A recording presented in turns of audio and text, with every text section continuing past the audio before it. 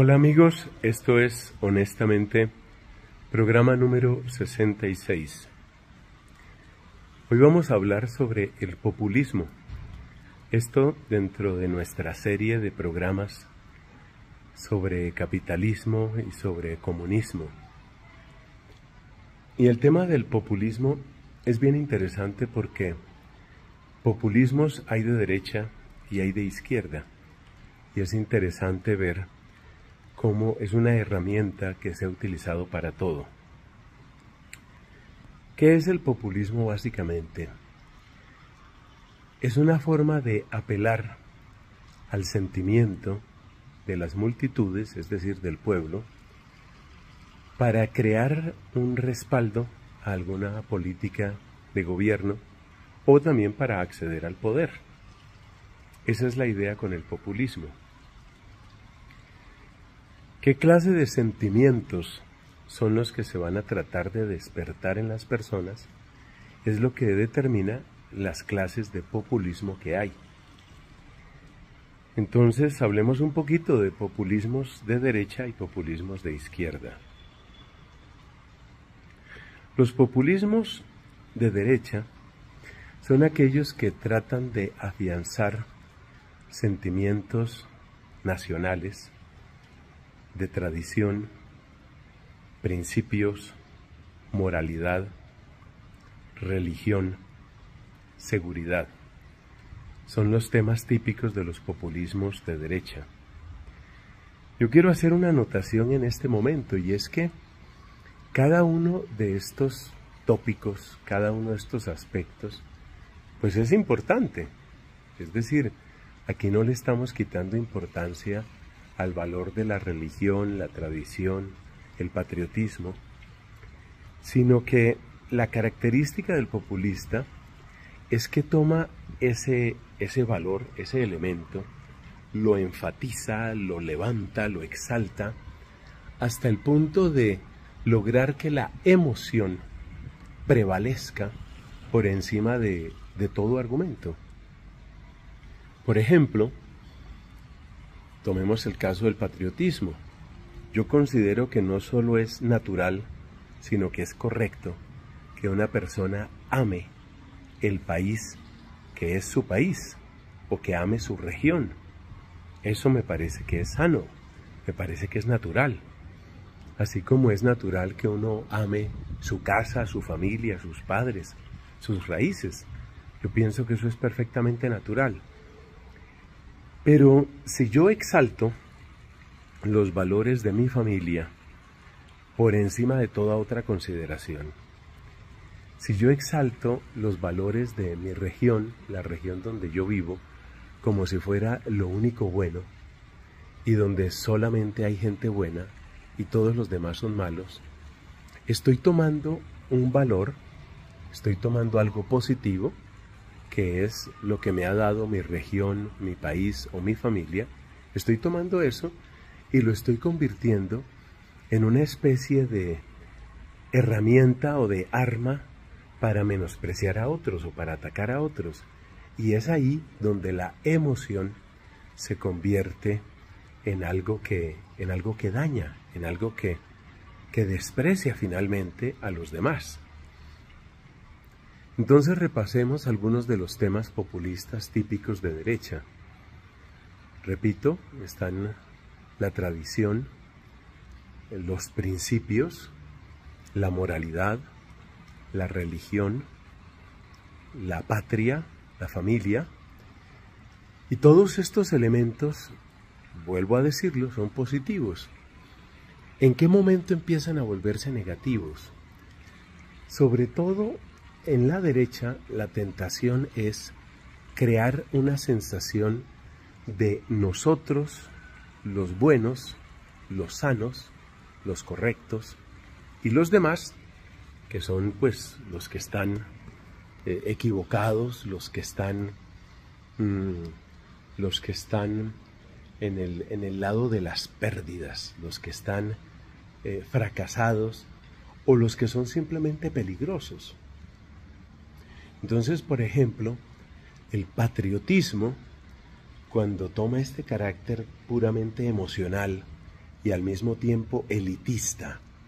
Entonces va a mirar a los demás países, los va a mirar como enemigos, los va a mirar como inferiores, ¿sí? Lo mismo, por ejemplo, en la religión. Se toma el concepto religioso de uno. Por ejemplo, yo soy católico y entonces no hay nada que aprender de ninguna otra religión, no hay nada bueno en ninguna otra religión, son sospechosas o son corruptas o son criminales las personas que pertenecen a otra religión. Entonces es ahí donde está el peligro. Bueno, ¿cómo obra la izquierda? ¿Cuáles son los populismos típicos de la izquierda? La izquierda va a tomar otras banderas. Típicamente son las banderas de la justicia social. Fíjate que hay una continuidad entre las exageraciones de la derecha política y luego los argumentos o las razones que va a utilizar la izquierda. Así, por ejemplo, nos damos cuenta que si el populismo de derecha o si la ideología de derecha va a tomar esta postura más bien elitista de nosotros somos los buenos, nosotros somos los que sabemos hacer las cosas, entonces esa sensación de élite que produce una sensación de exclusión en los que no pertenecen al partido de gobierno, en los que no pertenecen a la religión privilegiada, en los que no pertenecen a la tradición cultural. Esos que se sienten excluidos, pues van a ser extraordinariamente receptivos para el mensaje del populismo de izquierda, porque el populismo de izquierda lo que va a decir es, con nosotros sí va a haber, nosotros sí vamos a proveer de justicia para todos. Entonces el populismo de izquierda, muy típicamente populismo comunista, socialista, progresista, en muchos casos liberal, aunque la palabra liberal tiene muchos sentidos diferentes en muchos países, ese populismo de izquierda va a tomar ese argumento y va a decir, con nosotros llega la justicia social, con nosotros hay oportunidad para todos, con nosotros llega la libertad, ahora sí hay libertad. Es decir, se presentan básicamente como los que van a rectificar el camino y los que van a proveer de bienes, los que van a proveer de soluciones para todos. Entonces, ahí está el populismo de izquierda, que anuncia básicamente justicia, distribución, oportunidades, incluso progreso para todos. Hay algo que hay que anotar sobre los populismos de izquierda. Yo creo que esto es importante aclararlo. Y es que hasta hace unos 20, 30 años, había como dos versiones un poco diferentes de lo que podemos llamar la izquierda. Había una izquierda que era fundamentalmente una izquierda económica, que enfatizaba el aspecto de la distribución de la riqueza, muy en la línea de lo que hemos hablado del marxismo. Había esa izquierda económica. Y había otra izquierda que era la de los neomarxismos, que era, digamos, la que tiene que ver con el aumento de las libertades individuales y la definición subjetiva de los deberes del individuo. Entonces, esa otra izquierda la podemos llamar la izquierda progresista. La izquierda económica, de tipo económico, muy cercana al marxismo tradicional, pues tenía realmente su presencia y su fuerza en los países de mayores necesidades económicas.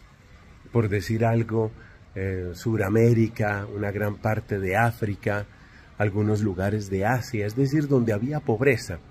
Mientras tanto, esta otra izquierda, la izquierda progresista, un poco cercana, por lo menos en las propuestas y en los resultados, cercana al estilo hippie, el estilo hippie, era un poco la proclamación de las libertades individuales y va muy en la línea de, por ejemplo, el consumo de droga, va muy en la línea del ecologismo, va muy en la línea del género, de la teoría de género, es decir, que tú puedes definir tu género como tú quieras, va muy en la línea de la fragilidad de las relaciones interpersonales, es decir, por ejemplo, divorcio express, ¿sí? Ese tipo de cosas. Es decir, es como la exaltación del individuo. Entonces, en la izquierda progresista había el énfasis en las libertades individuales y en la capacidad del individuo para definirse él mismo. Yo considero que para mí es bueno consumir droga. Entonces, como yo lo considero bueno, entonces yo sigo ese camino, el camino de la droga, y nadie tiene por qué meterse conmigo. O yo considero que no tiene nada de particular ser travesti o definir mi género no en función de mi sexo biológico, sino de otra manera. Entonces la izquierda progresista enfatiza esas libertades individuales, imponiendo a la vez unos deberes sociales, porque si yo ahora me reconozco, por ejemplo, como mujer, entonces todo el mundo me tiene que hablar de esa manera y me tiene que tratar de esa manera. Esa es la izquierda progresista, que fue ganando terreno por muchos caminos, por el lado ecologista, por el lado de género, por el lado del consumo de droga, por el lado del matrimonio, la trivialización del matrimonio. Esa izquierda progresista avanzó en las democracias occidentales. Haz de cuenta, Canadá, Estados Unidos, Australia, todo lo que llamamos occidente, pero el occidente del norte, o el norte del occidente, es decir, esa era la izquierda progresista, una Gran Bretaña, Alemania, ¿sí? Pero ¿qué sucedió? Hace unos 30 años sucedió un fenómeno que cambió el panorama, y es la fusión de estas dos izquierdas. La izquierda que estamos llamando económica, la que hacía énfasis en la injusticia social, y la izquierda progresista. Entonces, uno mira, por ejemplo, las propuestas del presidente Boris en Chile, el actual presidente claramente de izquierda, o las propuestas de Gustavo Petro en Colombia, o las propuestas de Lula da Silva en Brasil, o de López Obrador en México, y ya ellos captaron el mensaje, ya ellos entendieron lo que tenían que hacer, que era mantener ese maridaje, esa alianza entre la izquierda progresista, que es el énfasis de libertades individuales y que les ayuda a conectar con la clase media y con la clase incluso media alta, con la alta no tanto, pero con clase media y clase media alta sí, y al mismo tiempo mantener el discurso de la justicia social, que era lo tradicional de la izquierda política. Esa unión produjo un populismo muy especial, un populismo que al mismo tiempo está buscando culpables sociales, ¿sí? Porque eso es muy propio del marxismo tradicional, siempre tiene que haber un culpable, siempre tiene que haber alguien que está haciendo las cosas mal, alguien que es el que no deja que el país avance, ¿sí? Por ejemplo, en Venezuela todo el tiempo la culpa la tienen los yanquis, la tiene el imperialismo norteamericano, siempre hay alguien que tiene la culpa y que está afuera, o a veces es un culpable dentro del mismo país, por ejemplo, la clase empresarial, los ricos de este país, o como decía Correa allá en Ecuador, ¿no? Los peluquines, o pelucones, creo que era que decía, los pelucones de este país, es decir, siempre tiene que haber un culpable. Entonces, la izquierda maneja ese tipo de emociones, la culpabilización intensa de un grupo, al mismo tiempo el anuncio de un futuro de paz, un futuro de vivir sabroso, como dice la vicepresidente aquí en Colombia. Ese vivir sabroso anuncia un futuro espectacular, que es un modo de apelar a emociones, la libertad, la justicia social, la paz total, pero detrás de eso, pues hay todo un programa que se va llevando. Entonces, esa es un poquito la historia de estos populismos que los hay de derecha y de izquierda, y que van a seguir ganando terreno, a menos que nosotros empecemos a hacer un poquito más de reflexión política y de reflexión social, de un modo sereno y de un modo responsable.